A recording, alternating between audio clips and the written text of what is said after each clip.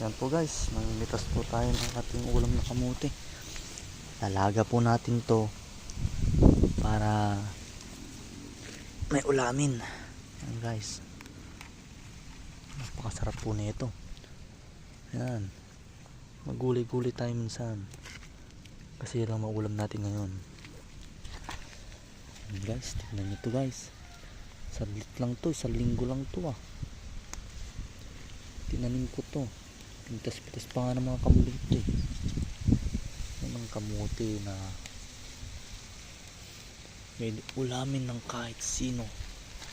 Yan, kaya kung wala kayong ulam,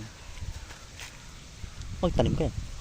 Sabi nga sa pag may tinanim may aanihin. Tapos pag wala ka naman tinanim, sigurado yun, wala kang aanihin. Yan, ito yung kamuti, kamuting baging. Bubuhay ka na nito basta may bigas ka lang. Kung wala kang bigas di mamapak ka.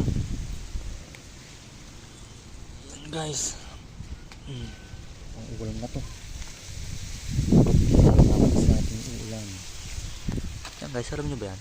Yan, gamot daw sa ubo yan. Yan, tawag sa Ilocano ay aritos. Yan guys, so yan guys, mo dyan meron pa akong tingnan. Yan, meron po tayong tanim ng mga kamuting kahoy. Wala tayong makain, yan mga kakain. Yan guys,